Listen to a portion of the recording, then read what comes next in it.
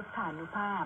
ดำเนินรายการโดยพระธรรมกิติเมธีผู้ช่วยเจ้าวาดวัดราชาธิวาสวรวิหารจากคัมภีร์มีมนต์ขลังศูนย์พิทักษ์พุทธศาสตร์จัดให้ฟังส่งเสียงดังจากคนหนึ่งถึงทุกคนฟังธรรมจบแล้วค่อยพักผ่อนกายจิตทำเป็นมิตรไร้ทุกโทษโสดสิผลหลับปลอดภัยสุขสบายไร้กังวลขอสาธุชนทวนทุกท่านสุขสันเทินโดยพระธรรมกิติเมธีผู้ช่วยเจ้าอาวาสวัดราชาธิวาสวิหาร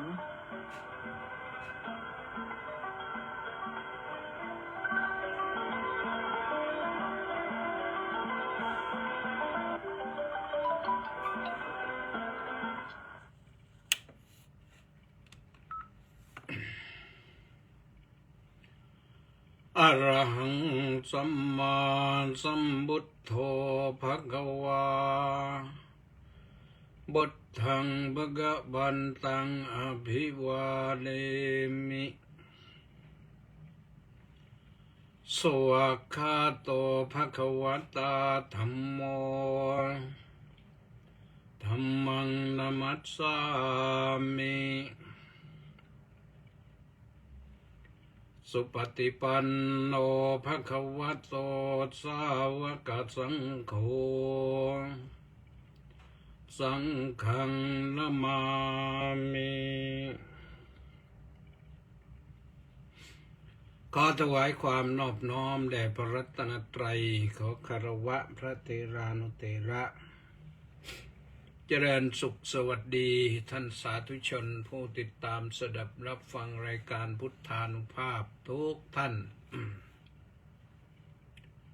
วันนี้รายการพุทธานุภาพ ก็มาพบกันที่วันจันทร์ที่15 เมษายนพระพุทธศักราช 2567 ขึ้น7 ค่ำเดือน 5พรุ่งนี้เป็นวันพระนะขึ้น8 ค่ำวันพระข้างขึ้นขาขึ้นญาติโยมจำไม่ดีจะได้รวมพลังจิตพลังใจทำบุญใส่บาตรเป็นอย่างน้อยรายการพุทธานุภาพก็มีให้ฟังกันทางสถานีวิทยุกองพลที่1รักษาพระองค์คลื่น AM 1,350 กิโลเฮิรตซ์วิทยุเสียงธรรมจากชาวพุทธวัดหทัยนเรศนครปฐม FM 88.25 เมกะเฮิรตซ์วิทยุพระพุทธศาสนาและสังคมวัดศรีทวีนครศรีธรรมราช FM 103.25 เมกะเฮิรตซ์วัดสามชุกจังหวัดสุพรรณบุรี FM 100 เมกะเฮิรตซ์วัดหนองกายจังหวัดเชียงใหม่102และ104 เมกะเฮิรตซ์พร้อมกันนั้นก็ ถ่ายทอดสดไลฟ์สดไปทาง Facebook ที่กิตติเมธีฟังกันได้ชมกันได้วันนี้ก็ถือว่าเป็นวันเถลิงศกแล้วนะเราสนุกสนานกันเรื่องวันสงกรานต์เป็นซอฟต์พาวเวอร์ของไทยที่องค์การยูเนสโกหรือสหประชาชาติส่วนยูเนสโกเขารับรองยกย่องให้เป็นวัฒนธรรมของมวลมนุษยชาติที่จับต้องไม่ได้แต่ก็มีความสำคัญเราจะเห็นความต่างสงกรานต์สมัยก่อนกับสงกรานต์ในปีนี้นี่มันจะต่างกันเยอะนะที่ต่างกันเยอะก็คือร้อนก็ร้อนต่างกันไปเยอะนะแต่ว่าคนไทยคนฝรั่งพร้อมทั้งคนต่างชาติใกล้บ้านใกล้เรือนเคียงบ้านไกลเรือนใกล้ ก็มาฉลองสงกรานต์กันสนุกสนาน โดยเฉพาะอย่างยิ่งหลายท่านที่อะไรแต่มาทำงานขายแรงงานอยู่ในประเทศไทยเรา ก็ได้สนุกสนานกัน ได้พักผ่อน ก็รื่นเริงบันเทิงกันไป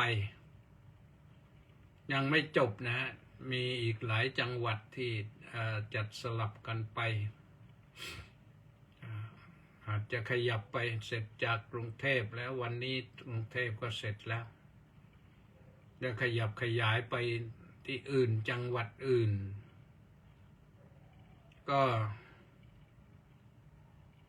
ที่อื่นก็ยังไม่ได้สนุกสนานกันนี่นะก็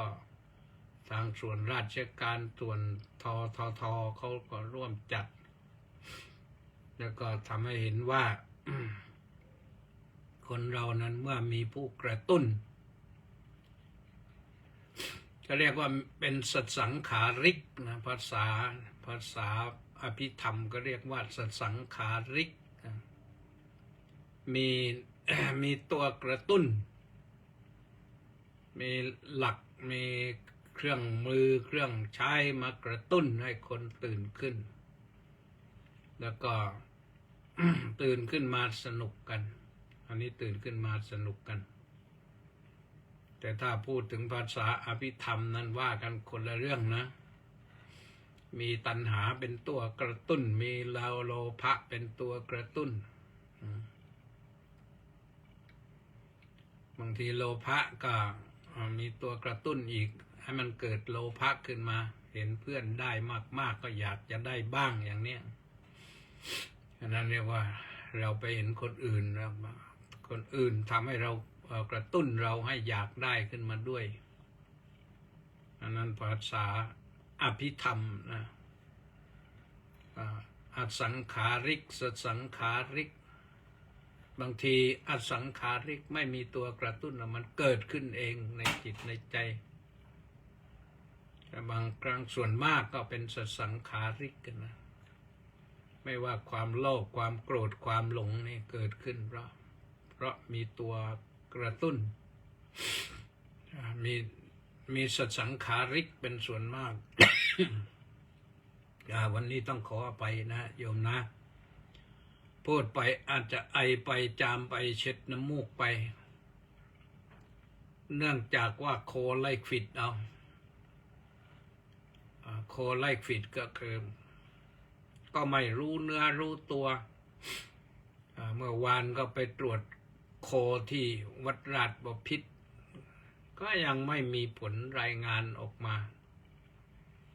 วันนี้มีหมายอาราธนาเข้าในพิธีบำเพ็ญพระราชกุศลที่พระที่นั่งอมรินทร์วินิจฉัยก็ทุกรูปก็ไปก็ต้องตรวจกันนะตรวจทีแรกเป็นตรวจRT-PCR ก็ปรากฏว่ามันมีขึ้นมาแล้วมีขึ้นก็เขาก็แจ้งให้ทราบก็นิมนต์หลวงพ่อกลับได้นะแต่ว่าเขาก็ยับยั้งไปอีกทีหนึ่งว่าตรวจ ATK อีกทีหนึ่งพอตรวจ ATK ปั๊บมั่นใจว่าติดโควิดมาแน่แล้วไม่รู้ติดมาจากไหนนึกไม่ออกจะติดมาจากวันที่13วันนั้นหรือเปล่าไม่รู้ที่อาจจะเป็นไปได้นะวันที่13ก็ญาติโยมก็มาเยอะพอสมควรที่วัดแล้วก็เวลาฉันเราก็ไม่ได้ใส่แมสก็เลยรับไปแต่ว่ารับคนอื่นไม่เห็นไม่ได้ข่าวนะในวัดไม่ได้ข่าวว่าใครติดโควิดบ้างเขามาเจอเอาพระธรรมกิตติเมธีรูปเดียวหรือว่าเป็นแล้วเขาก็ไม่บอกเฉยๆก็ไม่รู้นะ เป็นครั้งที่สองแล้วโยม ครั้งแรกรู้สึกจะเดือนพฤษภาปี2564แล้วนะ2565ไปนั่งอยู่ที่สุวรรณภูมิเตรียมพร้อมที่จะบินไปพนมเปญปรากฏว่ามันเกิดอาเจียนบึกขึ้นบึดมันนั่นนะข้างในแล้วก็ฟุบเลยหมดสติไปเลยลูกศิษย์ก็พาไปหาหมอในคลินิกแถวนั้นแหละเขาเตรียมอยู่พอตรวจไปตรวจมาก็ซักไปซักมาเขาถามได้ข้อสรุปว่าโควิดได้ยินเสียงยังลืมตาไม่ขึ้นแล้วก็ถามว่าใช้บริการโรงพยาบาลไหนอยู่ก็แจ้งเขาว่าวิชัยยุทธก็เลยเขาเรียกรถไปส่งวิชัยยุทธเลยไม่ได้ไปพนมเปญกับเขาหรอกวาสนาไม่มีบุญไม่ถึงที่จะไปพนมเปญยังไม่ได้ไปแต่แถวเสียมเรียบแถวนั้นก็ไปแล้วแหละไปปราสาทหินพนมรุ้งปราสาทหินอะไรต่างๆก็ไปมาแล้วแหละไม่ใช่ปราสาทหินอะไรปราสาทหินอะไรที่ปราสาทนครวัดนครธมไม่ใช่ปราสาทหินพนมรุ้งก็ไปเยี่ยมมาแล้วไปดูมาแล้วเข้าทางปราจีนไปไม่ถึงพนมเปญพอรอบจะไปพนมเปญไง เทพเจ้าพนมเปญยังไม่ต้อนรับก็เลยไปไม่ได้รอบนี้ก็มาเจอเข้าไม่นึกไม่ฝันฉีดวัคซีนมาตั้ง4 เข็มแล้วแอสตราไฟเซอร์สี่เข็ม4 โดส4 เข็มนึกว่าจะอยู่ได้แล้วแต่ว่ามันก็ยังมันนานแล้วนะข้ามมาปีกว่าแล้วก็คงจะหมดฤทธิ์หมดเรี่ยวหมดแรงแล้วโควิดมาก็เข้าจมูกเราเลยเพราะฉะนั้นวันนี้นี่ก็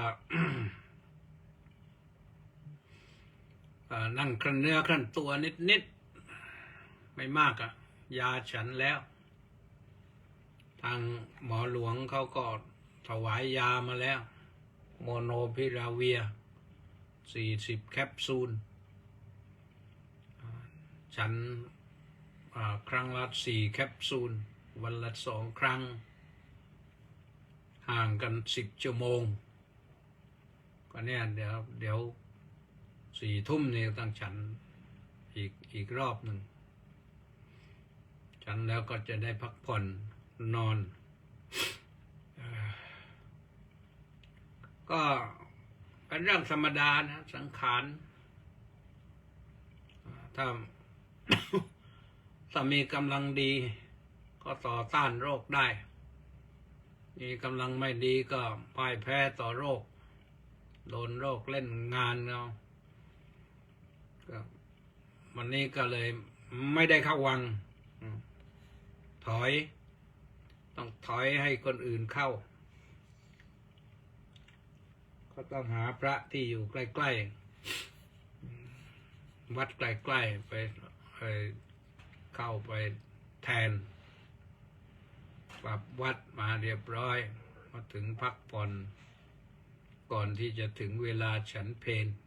ลเสร็จก็ทีนี้หลับไม่ลงครั่นเนื้อครั่นตัวบ้างอะไรบ้างเล็กๆน้อยๆไม่ใช่มากนะไม่ใช่ครั่นเนื้อครั่นตัวมากนิดหน่อยพอรู้ว่ามันไม่เหมือนปกติก็เท่านั้นเองก็เป็นซะอย่างนั้นเอาละนะท่านสาธุชนทั้งหลายสงกรานต์นั้นจบกันมานี่แล้วก็ หรือว่าเหมือนกับจบแล้ว แต่ว่าบางจังหวัดก็ยังไม่จบก็ว่ากันไปนะเราฉลองกันทั้งประเทศไทยทำให้ชาวโลกตื่นตาตื่นใจเหมือนกันนั่นก็เป็นเรื่องหนึ่งปีหน้าก็สนุกกันใหม่ขอให้ทุกท่านที่ไปต่างจังหวัดไปสนุกสนานต่างจังหวัดไปเยี่ยมญาติเพราะว่างานสงกรานต์และมันเป็นวันผู้สูงอายุและเป็นวันครอบครัวด้วยก็ไปเยี่ยมครอบครัวไปเยี่ยมครอบครัวพ่อแม่ปู่ย่าตายายปัญญาสามีลูกหลานก็อยู่ในครอบครัวทั้งนั้นแหละมีน้ำจิตน้ำใจไปเยี่ยมก็ทุกฝ่ายก็ชื่นใจนะก็ขอให้เดินทางกลับไปทำงานโดยสวัสดิภาพด้วยกันส่วนผู้ที่ไปไม่กลับแล้วก็เท่าไหร่162นะ4 วัน162ยังไม่ครบนะ4 วัน162เสียชีวิตไปแล้วอันนั้นเขาสมัครใจนะสมัครใจที่จะไปแล้วไม่อยู่แล้วส่วนมากก็เป็นเรื่องของการขับรถเร็วแล้วก็เมาขับรถก็เตือนกันแล้วก็เขาก็ไม่รับคำเตือนก็แผ่ส่วนบุญส่วนกุศลให้ไปต่อไปอย่าไปดื้ออีกนะอย่าไปดื้อยมบาลอีกอย่าไปดื้อใครอีกแล้วจะถูกลงโทษหนักขอให้ไปสุขสบายตามวิถีตามบุญตามกรรมนั่นก็ว่ากันไปเราก็แบ่งบุญให้ไปนะโยมทำบุญก็อุทิศให้พรุ่งนี้ก็เป็นวันพระก็ทำบุญก็กรวดน้ำอุทิศส่วนบุญส่วนกุศลให้เขาด้วย ผู้ที่ไม่ได้สนุกสงกรานต์ในมันตลอดเนี่ยมันก็เป็นไปตามที่เขาเป็นนะอีกประการหนึ่งท่านสาธุชนทั้งหลายเมื่อวันศุกร์ก็ประชาสัมพันธ์ไว้ว่าอาตมาภาพเองนะประกาศรับนักเรียนบาลีไวยากรณ์อยากจะได้สัก5 ถึง 10 รูป5 ถึง 10 รูปญาติโยมรู้จักพระสงฆ์องค์เนนที่ไหนที่พร้อมจะเรียนบาลีบอกมาสมัครที่วัดราชาสมัครที่พระธรรมกิตติเมธีนี่นะคนอื่นอาจจะยังไม่รู้เพราะมันยังไม่ได้บอกได้กล่าวกันแต่อาตมาก็จะรับ5 ถึง 10 รูปถ้ามีมาแต่ว่าพระเนี่ยถ้าอายุไม่เกิน25เนี่ยดีพอเกิน25แล้วบางทีก็เป็นไม้แก่นี่ดัดยากแต่ที่จริงแล้วก็ไม่ใช่อย่างนั้นหรอกหมายความว่าจะมาเรียนหนังสือบาลีเนี่ยมันค่อนข้างจะหนักถ้าคนที่เป็นพระอยู่ด้วยค่อนข้างจะหนักแต่ไม่ใช่ว่าคนอายุเกิน25แล้วจะเรียนบาลีไม่ได้นะถ้ามุ่งมั่นตั้งใจจริงก็ได้อย่างที่วัดนี่ท่านเจ้าคุณศรีวิสุทธิยานนี่ท่านบวชเมื่ออายุ29แล้วก็ปรากฏว่าสอบได้ปรริญญา9ไปแล้วเป็นเจ้าคุณไปแล้วเป็นมาหลายปีแล้วเป็นเจ้าคุณมาเป็น10 ปีแล้วไม่รู้เมื่อไหร่ว่าผู้ใหญ่จะเห็นแววเลื่อนสมณศักดิ์ให้เป็นชั้นราชสักทีก็ที่จริงก็ไม่ได้อยู่ห่างนะอยู่ใกล้ๆนั่นแหละอยู่ใกล้ๆผู้หลักผู้ใหญ่ทำงานอยู่ก็คงจะ ไม่พ้นสายตาท่านหรอกนะแต่ว่าอาจจะบุญมีแต่กำบังอยู่หน่อยหนึ่งก็เลยยังไม่ได้เลื่อนแล้วที่ใกล้ๆเนี่ยลูกศิษย์สัตติวิหาริกนี่ท่านมหาอามเนี่ยมหาอามหรือมหาอัครวุฒิเนี่ยจะอยู่หน้ากุฏิเนี่ยก็มาบวชหลายอายุหลายวันแล้วเหมือนกันแหละมาบวชก็ได้3 ประโยคแต่ว่านี้ความตั้งใจว่า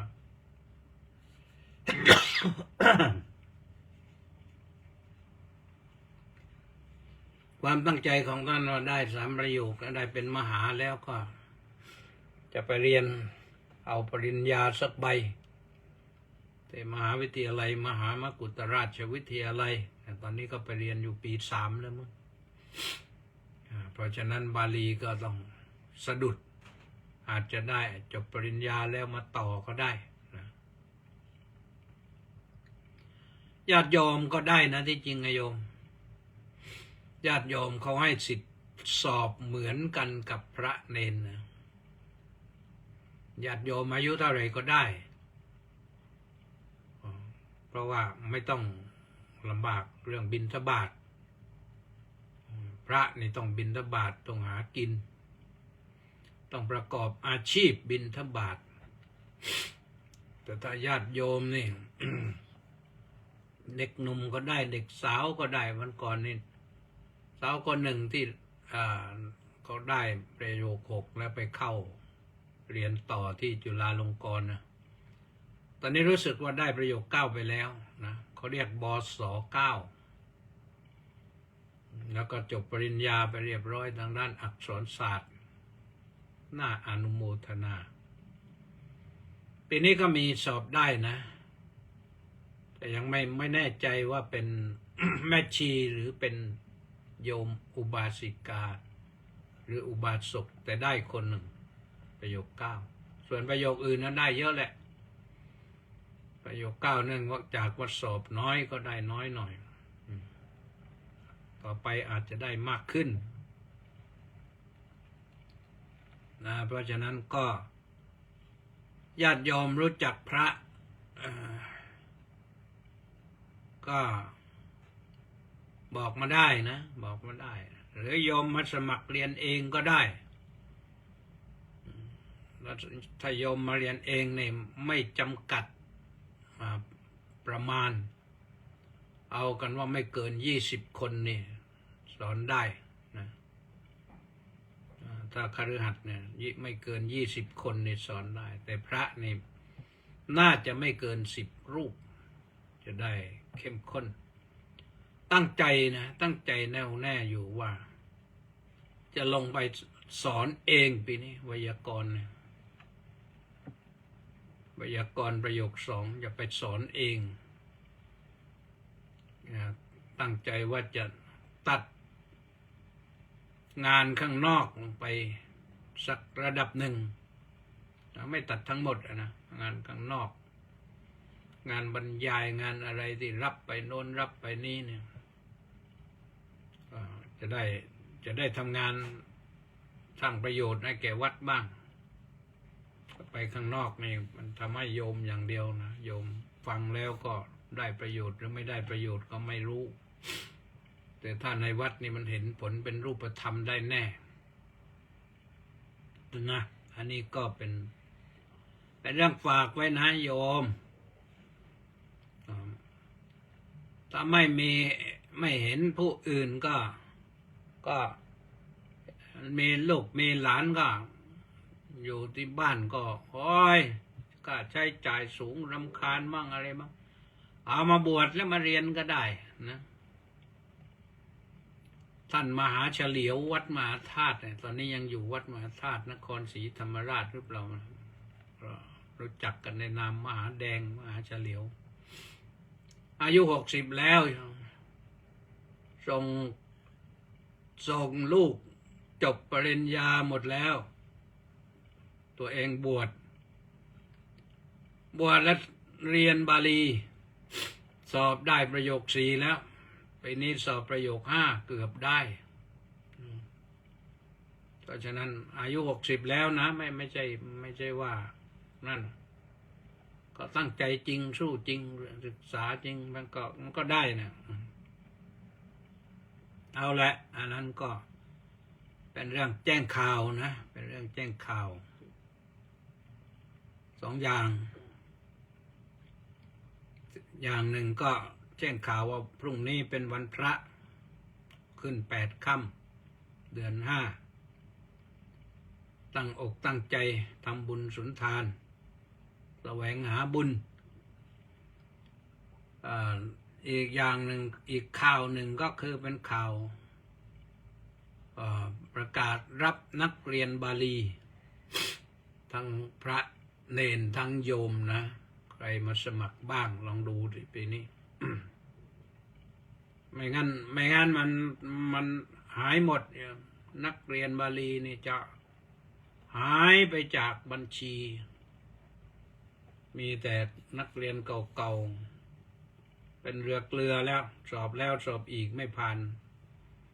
มีนักเรียนเยอะๆจะให้ท่านได้พักผ่อนบ้าง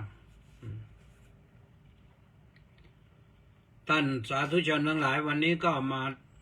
พูดกันถึงเรื่องอัสสปริสทานสูตรหน่อยอัสสปริสทานสูตรเป็นสูตรที่147ในพระไตรปิฎกเล่ม22นะก็อัสสปริสทานก็แปลว่าทานของคนที่ไม่ใช่สัตว์บุรุษและทานของสัตว์บุรุษสัตว์บุรุษเราไม่อ่านว่าสัตตบุรุษนะอ่านว่าสัตว์บุรุษถ้าสัตตบุรุษนั้นเป็นต่อเต่า2 ตัวถ้าต่อเต่าตัวเดียวนี่อ่านว่าสัตว์บุรุษว่าด้วยทานของอัศตบุรุษทานของอัศตบุรุษนี่คืออะไรบ้างลองดูอยู่คือทานที่เขาให้โดยไม่เคารพอันดับที่ 1เป็นทานนั่นแหละให้โดยไม่ตั้งใจไม่เคารพในทานไม่รู้สึกว่าให้ทานหรือว่าคิดว่าจะให้แต่ว่าใครให้ใครก็ได้มาถึงกันก็ให้ไปนะไม่คิดว่าเป็นพระเป็นเนนเป็นอะไรให้ไปกันแหละว่างั้น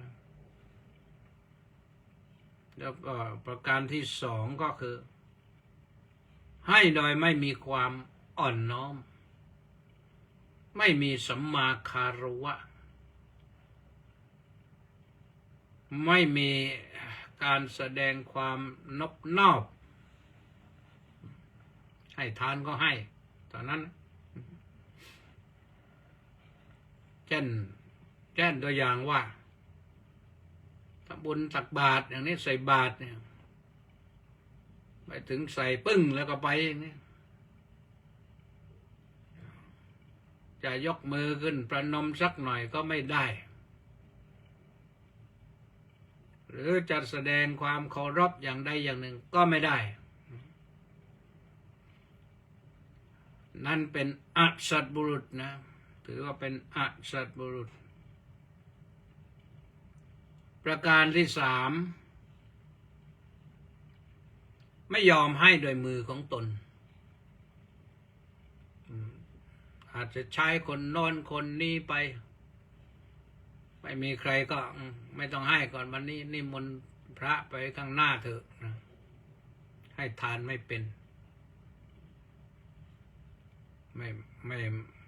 ม่เอาให้เราให้ทานเองไม่เอาให้คนอื่นให้ไปเถอะให้เราใส่บาตรเองไม่เอาให้คนอื่นใส่ไปเถอะทำนองนั้นนะประการที่ 4ให้ของที่เป็นเดน คำว่าเป็นเดนหมายความว่าตัวเองกินแล้วบริโภคแล้วเกิดเห็นพระมาบริโภคแล้วก็ไม่เป็นไรแหวกก็ตักถวายหรือกับข้าวหรือของหวานตัวเองทานลงไปแล้วเห็นพระมาก็ถวายพระด้วยอย่างนั้นอันนี้ก็หรือตัวเองบริโภคอาหารเสร็จเรียบร้อยแล้วก็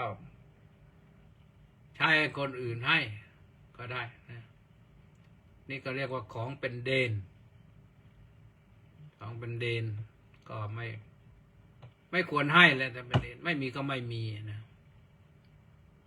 และประการที่5ให้โดยไม่หวังผลอะไรเลยที่คิดว่าก็เรา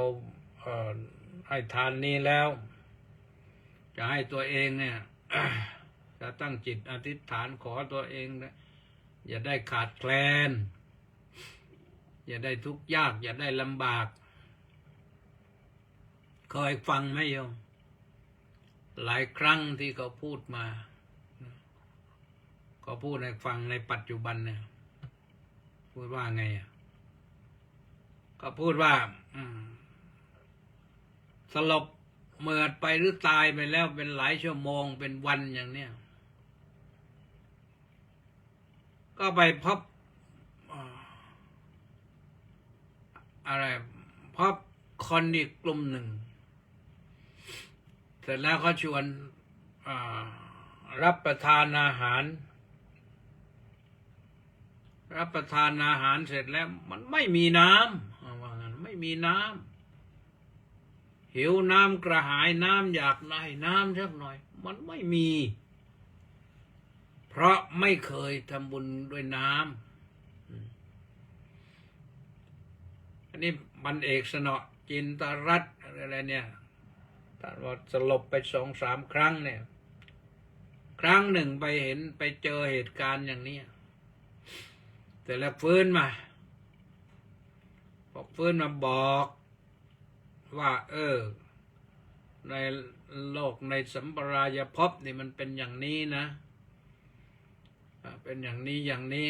เราทำบุญเยอะแต่ว่าไปแล้วก็ไม่มีน้ำดื่มรับประทานอาหารแล้วทีนั้นไม่มีน้ำดื่มทำไปทำมาก็บอกว่าก็คนไม่เคยทำบุญด้วยน้ำก็เลยหิวน้ำกลับมาเลยแล้วก็มีหลายกรณีนะหลายกรณีที่เป็นอย่างนี้เพราะฉะนั้นก็ต้องถามตัวเองดูว่าเชื่อหรือไม่เชื่อแต่อาตมาบอกว่าไอ้ความมีอยู่ของเหตุการณ์อย่างนี้นะมันไม่ได้ขึ้นอยู่กับความเชื่อหรือไม่เชื่อของใครเชื่อก็มีไม่เชื่อก็มีแล้วเราจะเอาอย่างไงเอาชนิดที่เชื่อหรือไม่เชื่อก็แล้วแต่นะแล้วแต่การไม่เชื่ออย่างนั้นก็หมายความว่าไม่เชื่อเรื่องสัมปรายภพเรื่องโลกหน้าว่ามีอยู่จริงก็ไม่เชื่อก็ไม่เชื่อก็ไปตาม ตามกรรมของตนหรือบางครั้งบางทีถ้า เราฟัง หรืออ่านเรื่องกฎแห่งกรรมของทอเลียงพิบูลนี่ทอเลียงพิบูลเนี่ยก็เขาประมวลเรื่องราวที่เกี่ยวกับเรื่องกรรมมาไว้เยอะมากนะหนังสือเล่มหนาประมาณสัก500-600 หน้าเนี่ย2 เล่มใหญ่ด้วยนะ A4 ด้วยเจ้าประคุณสมเด็จพระธีรยานมุนีเคยพิมพ์แจกเล่มใหญ่มากเลยแล้วก็เดี๋ยวนี้ก็ที่ฟังก็ได้ยินบ้านนิทานหรืออะไรเนี่ยก็มาอ่านให้ฟังที่สทรนะสทรวิทยุนะ FM 106 เมกะเฮิรตซ์ประมาณสัก4 ทุ่มกว่าๆเนี่ยก็เอามาอ่านถ้ายังไม่หลับก็ลองติดตามฟังบ้างก็ได้นะเรื่องกรรมมีเยอะเลยตรงนั้นเขาเล่าเรื่องทุกวันไม่ต้องไปอ่านปิดไฟแล้วก็ฟังได้นะมันก็เกิดประโยชน์ทำให้เราได้รู้ได้เห็นว่าอ๋อสิ่งเหล่านี้เป็นเรื่องลี้ลับเนี่ยมันมีอยู่จริงนะต้องให้ด้วยหวังผลปลูกพืชต้องหวังผลพระพุทธเจ้าตรัสบอกไว้ชัดเจนว่ายาดิสั่งวัปเตบีชังตาดิสั่งละพเตพลังกัลยาณการีกัลยาณังปาปการีจะปาปกังบุคคลหว่านพืชเช่นใดย่อมได้รับผลเช่นนั้นผู้สร้างกรรมดีไว้ย่อมจะได้รับผลที่ดีผู้ทำกรรมชั่วไว้ย่อมได้รับผลที่ชั่วทีนี้รับผลเนี่ยจะรับผลในปัจจุบันหรือรับผลในสัมปรายภพก็มีพระพุทธพจน์อีกข้อหนึ่งคัพพะเมเกอุปัชชันตินิระยังปาปกัมมิโนสักกังสุขติโนยันติปรินิพบันติอนาสวาก็แปลว่าคนที่ทำบาปกรรมไว้มากเนี่ยนิระยังปาปกัมมิโนผู้ทำกรรมบาปกรรมชั่วไว้มากเนี่ยมีนรกเป็นที่ไปแน่นอนส่วนคนอีกพวกหนึ่งคัพพะเมเกอุปัชชันติ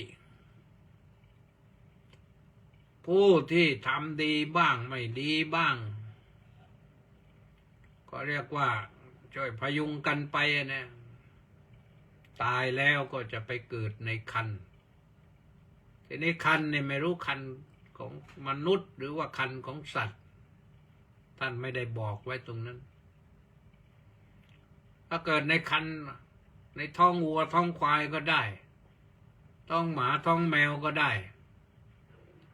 คนเลี้ยงหมามากรักหมามากอาจจะไปเกิดในท้องหมาคนเลี้ยงแมวมากจิตผูกพันอยู่กับแมวอาจจะไปเกิดในท้องแมวคนเลี้ยงไก่มากมันอาจจะไปเกิดในท้องไก่เป็นไข่อีกทีหนึ่งหรือคนเลี้ยงม้ามากอาจจะไปเกิดในท้องม้าก็ได้แต่คนที่อยู่กับคน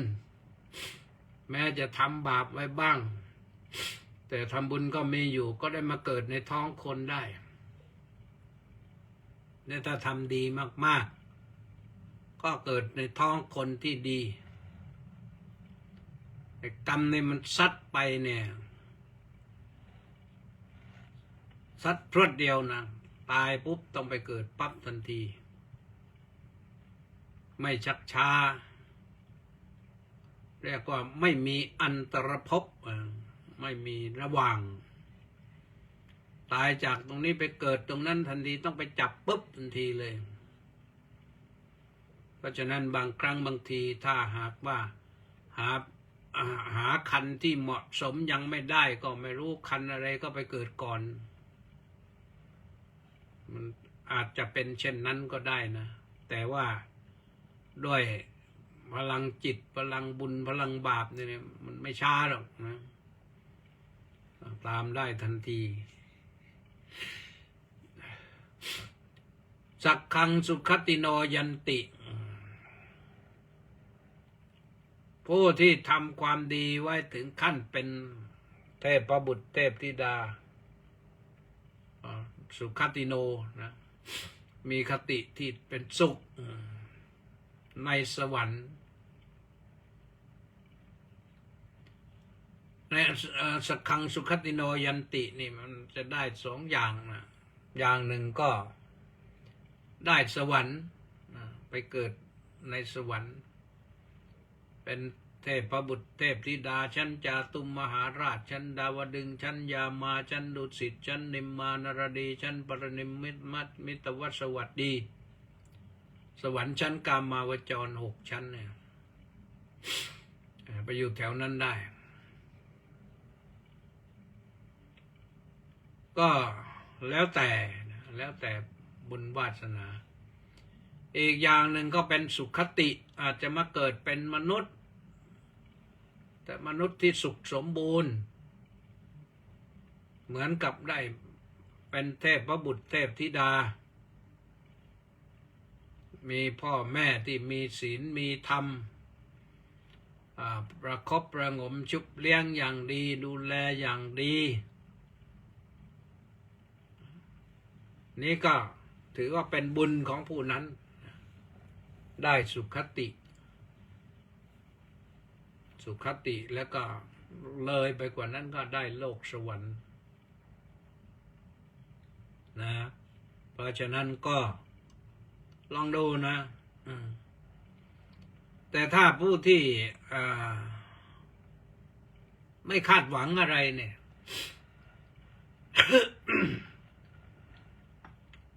ก็ไม่รู้จะได้อะไรเหมือนกันนะไม่คาดหวังอะไรก็ไม่รู้จะได้อะไรเพราะฉะนั้นสัตว์บุรุษนั้นที่เป็นท่านทำทานแล้วแต่ทานของสัตว์บุรุษนั้นประการที่หนึ่งท่านให้ด้วยความเคารพให้ทานในพระศาสนานี่ได้แก่พระภิกษุสามเณรให้แก่แม่ชีหรือให้แก่ใครก็แล้วแต่แหละที่เราเห็นว่าสมควรให้นะให้โดยความเคารพในทานเคารพในบุคคลผู้รับทานประการที่สองให้โดยความอ่อนน้อมไม่ใช่ให้โดยความ ดูถูกเหยียดหยามลบหลู่ดูหมิ่นให้โดยความสุขใจเคารพในทานแล้วก็เคารพในบุคคลผู้รับทานประการที่สามให้โดยความก็สองให้โดยความอ่อนน้อมเลยนะประการที่สามให้ด้วยมือของตนจะให้ด้วยมือของตนนี่มันก็ต้องดูนะถ้าเราให้แก่สัตว์เนี่ยให้แก่จระเข้เนี่ยมันงาบมือก็ได้ให้หมีให้สัตว์ร้ายอย่างนี้บางทีมันปัดมือก็ได้มันแย่งชิงเอามือไปเคี้ยวกินก็ได้อันนี้ต้องระวังแต่ในที่นี้เนี่ยท่านบอกว่าให้ด้วยมือของตนเนี่ยคงจะเน้นไปถึงให้ด้วยให้แก่ผู้รับทานที่เป็นพระสงฆ์องค์เณรเป็นแม่ชีหรือเป็นบุพการีชนที่ผู้มีพระคุณเป็นอย่างนั้นให้ของที่ไม่เป็นเดนจัดอย่างดีจัดให้อย่างดีถวายให้อย่างดีมีโยมท่านหนึ่งก็อยู่ยังไม่รู้จักชื่อเลยว่าอะไรมาใส่บาตรหน้าคณะบนเนนโอ้โหจัดมา40 ชุด50 ชุดอาหารอย่างดีแต่ทราบข่าวว่าพรุ่งนี้จะมาถวายพระตาหารเพลแด่พระภิกษุสามเณรทั้งวัดนะใกล้เวลาจะบินไปฝรั่งเศสแล้วโยมทำธุรกิจอยู่ที่ฝรั่งเศสก็อนุโมทนาสาธุนะพรุ่งนี้ก็ไม่รู้จะไปฉันหรือเปล่าเนี่ยไปฉันนั้นไปจะพาโควิดไปให้เขาอีกหรือเปล่ามาคิดดูก่อนนะถ้ามันไปแล้วไป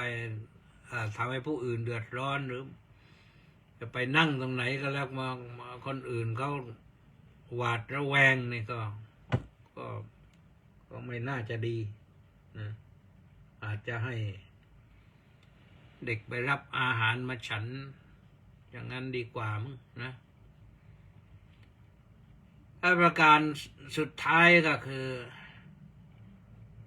สัตว์บุรุษนั้นต้องให้ด้วยเล็งผลหวังผล ผลที่ดีๆเนี่ยให้แล้วตั้งจิตอธิษฐานให้ตัวเองอย่าได้ประสบพบกับความอดยากลำบากให้มีอาหารการกินไปเกิดที่ไหนก็ให้มีอาหารอุดมสมบูรณ์เกิดทุกภพทุกชาติก็อย่าได้ขาดแคลนหรือหวังผลว่าให้แล้วให้ผู้ที่ได้รับทานนั้นเกิดผลนะเป็นได้รับผลที่ดีงามชีวิตเจริญก้าวหน้าต้องตั้งจิตอธิษฐานไปเป็นอย่างนั้นอันนั้นก็ข้อความที่อยู่ในอัสสปุริสธรรมสูตรทีนี้ยังมีอีกส่วนหนึ่งในข้อที่148เนี่ยสัพปุริสทานสูตรว่าด้วยทานของสัตว์บุรุษ5ประการอันนี้มีอะไรบ้างหนึ่งให้ด้วยศรัทธาให้ทานด้วยศรัทธาไม่ใช่ให้ด้วยความอะไรรู้สึกตระหนี่อยู่ไม่ให้แล้วก็ยังรู้สึกตระหนี่อยู่สองให้ด้วยความเคารพในทานนะเคารพในผู้รับทานสามให้ในการอันควรดูกาลเทศะดูเวลาอันควรนะเอาอาหารไปถวายพระตอนเย็นนี่มันก็ไม่ถูกกันผิดกาลเทศะเช้าถึงเที่ยงเช้าถึงเพลนะไม่ควรจะเลย11:30แล้วถวายภัตตาหารเนี่ยท่านพอยังจะหลงศรัทธาได้อยู่เรียกว่าการอันควรหรือในคราวที่เข้ายากหมากแพงหรือว่าในคราวใดๆก็แล้วแต่แหละเกิดทุพพิกภัยเกิดวาตภัยเกิดอัคคีภัยทุกอย่างลำบากกันก็ให้กันนะประการที่สี่ให้ด้วยจิตอนุเคราะห์ให้มีจิตอนุเคราะห์รู้สึกว่าสมควรให้นะมีจิตอนุเคราะห์ก็คือความเอื้อเฟื้อเกื้อกูลความกรุณานั่นแหละท่านสาธุชนทั้งหลายต้องมีจิตกรุณาจิตนะจิตเอื้อเฟื้อจิตแบ่งปันนะแล้วก็ห้าให้ไม่กระทบตนและคนอื่นยังไงก็ให้ไม่กระทบตนก็หมายความว่าไม่กระทบฐานะของตนไม่ทำให้ตนเองเดือดร้อนและให้ไม่กระทบคนอื่นนี่อาจจะหมายมองไปถึงว่าเห็นคนอื่นให้แล้วเราต้องให้เหนือกว่าต้องให้วิเศษกว่าให้คนอื่นอับอายอะไรทำนองนั้น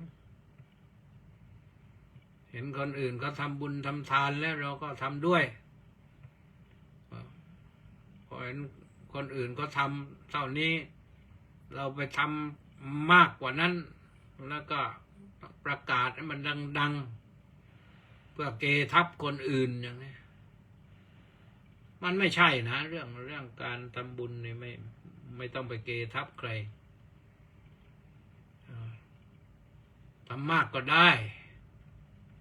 ทำน้อยก็ได้ก็เป็นเรื่องปกติธรรมดาแล้วแต่ว่าเราจะมีสักเท่าไหร่สมควรจะให้สักเท่าไหร่เราก็ว่าไปตามนั้นแหละนะอันนี้ว่าโดยเรื่องทานของสัตว์บุรุษและของอัศสัตว์บุรุษก่อนและทานของสัตว์บุรุษต่างกันเมื่อให้ต่างกันผลมันก็ต่างกัน เราได้รับผลต่างกันพระพุทธเจ้านั้นทรงบำเพ็ญทานบารมีมา4 อสงไขยกับแสนมหากัปนะบารมีมี10 อย่างนะทานังสีลังจะเนกขมมังปัญญาวิริยขันติจะสัจจาทิฏฐานเมตตาจะอุเบกขาดัสสปารมีทานบารมีศีลบารมีเนกขมบารมีปัญญาบารมีวิริยะบารมีขันติบารมีสัจจะบารมีอธิษฐานบารมีเมตตาบารมีอุเบกขาบารมีสัจจาทิฏฐานเมตตาจะอุเบกขาดัสสปารมีนี่บารมี10 อย่างนี่พระพุทธองค์ทรงบำเพ็ญทุกภพทุกชาตินะแต่ว่าชาติไหนจะเอาอันไหนมาไฮไลท์พูดภาษาอย่างนี้โยมเข้าใจนะยกเรื่องนั้นขึ้นเป็นเรื่องเด่นแต่เรื่องอื่นก็ไม่ได้ทิ้งนะบำเพ็ญกันมาตลอดทรงทำมาตลอดอันนี้แหละคือสิ่งที่เราต้องทำความเข้าใจสิ่งที่ง่ายๆอยู่ใกล้แต่บางครั้งบางทีเราเรื่องทานเนี่ยก็คิดไม่ออกบอกไม่ถูกว่าจะทำอย่างไรนี่ถ้าเปิดสายนะโยมก็ถามแล้วก็ถามอีก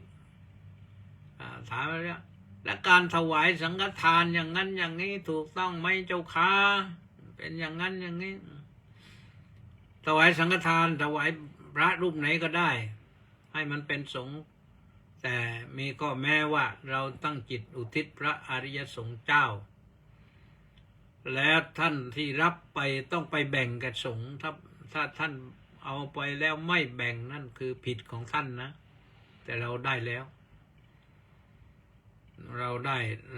ด้บุญได้อานิสงส์แล้วเพราะเราไม่ได้ถวายอุทิศรูปนั้นแต่ถวายอุทิศแด่พระอริยเจ้าพระอริยสงฆ์เจ้านะเรียกว่าถวายสงฆ์นะเพราะฉะนั้นขอฝากไว้ยอมอย่าลืมนะอย่าลืมพรุ่งนี้วันพระเช้าก็อรหังสัมมาสัมพุทโธหน้าพระพุทธปฏิมาไม่มีก็ตั้งจิตอธิษฐานได้เปล่งวาจาดัง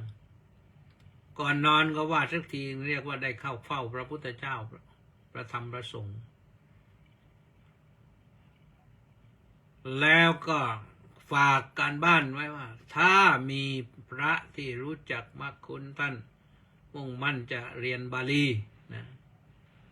จะมาสมัครที่วัดราชาได้อาตมาจะลงไปสอนเองปีนี้ดูที่ว่ามันจะเป็นอย่างไร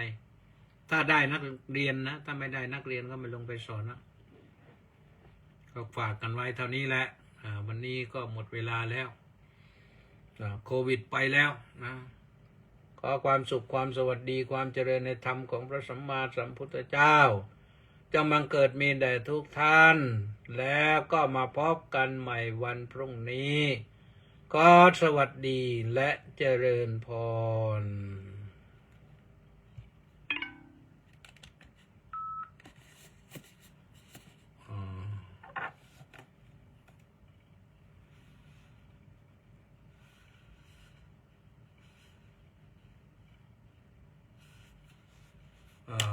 ก็มีใครมาบ้างวันนี้นะมันเครื่องใหม่นี่มันไม่รายงานนะไม่มีภาพรายงานมัคโคหน้ามาก่อนใครวันนี้สาธุกราบนมัสการสาธุเจ้าข้าธนวัฒน์ศรีสิริวัฒน์สาธุอาจารย์สาธุน้องกราบนมัสการครับว่างั้นรังสรรค์ทองสร้อยก็บอกว่าน้อมกราบนมัสการถวายความเคารพพระเดชพระคุณท่านเจ้าคุณด้วยความเคารพอย่างสูงครับน้อมกราบนมัสการสาธุครับเอ๊ะอะไรอ่ะ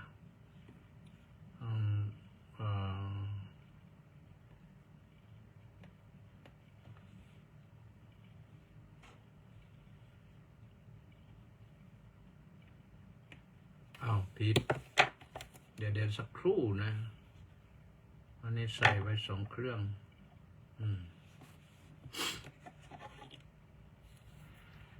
รังสรรค์ว่าไปแล้วจารุชาบุญอินสาธุวาสนสาธุสุพรรณีวันดีสาธุว่างั้นสมศรีลักษณะบิลาศน้อมกราบนมัสการสาธุเจ้าค่ะมณีแสงจันทร์น้อมกราบนมัสการสาธุเจ้าค่ะสมศรีบุญอินบอกว่าน้อมกราบสาธุเจ้าค่ะบนมีดำริสาธุมอบหัวใจมาให้ดวงหนึ่งลักกี้จังบอกว่าน้อมกราบนมัสการสาธุค่ะขอกราบขอให้ท่านหายเร็วๆค่ะไม่ใช่หายไปจากโลกนะโยมนะหายเจ็บหายป่วยเนี่ยมันก็เป็นปกติอยู่แล้วเดี๋ยวนี้นะมันเป็นไม่นานหรอกศิรพัฒน์ชนสงครามสาธุวัดป่าบนเนินสุโขทัยสาธุลีลาวดีดอกสร้อยบอกว่าน้อมกราบนมัสการด้วยความเคารพอย่างสูงเจ้าค่ะสาธุสริตพงษ์เทศบำรุงบอกว่าสาธุครับพระอาจารย์สาธุนิพนธ์ลักษณะวิลาศก็บอกว่าน้อมกราบนมัสการพระคุณท่านสาธุเฉลิมชัยASถวายความเคารพอย่างสูงครับสาธุวัดพระอานนท์นครศรีธรรมราชสาธุก็ยังมีวัดพระโมคคัลลานด้วยนะวัดโมคคัลลานเนี่ยอยู่ท่าศาลาวัดพระอานนท์นี่อยู่ร่อนพิบูลรังสรรค์เพชรแก้วอยู่มุมไหนของโลกและไม่รู้นี่สาธุพระสุนทรธรรมเมธีรองเจ้าคณะจังหวัดบุรีรัมย์คารวะครับหลวงพี่สาธุต้าสิทธิมงคลนมัสการสาธุครับว่างั้นสาธุสุดารัตน์ชำนาญคำสาธุอิ่มอินบุญแท่นบอกว่ากราบนมัสการเจ้าค่ะสาธุเจ้าค่ะสอแสนยศเปรียนสาธุสุนันทานาคแดงบอกว่ากราบนมัสการพระคุณเจ้าค่ะสาธุจันทภาดีรัศมีน้อมกราบนมัสการสาธุค่ะเอาและสาธุสุดท้ายก็แค่นี้นะจบวันนี้ไม่มากดีหายไปไหนกันมันยังติดสงกรานต์กันอยู่นะก็ถือว่าเอากันเท่านี้ก่อนเดี๋ยววันต่อไปก็คงจะมามากขึ้นหรือเป็นเพราะอะไรถึงมาน้อยนะเอาตัวนี้ก่อนนะขอความสุขสวัสดีจงมีแด่ทุกท่าน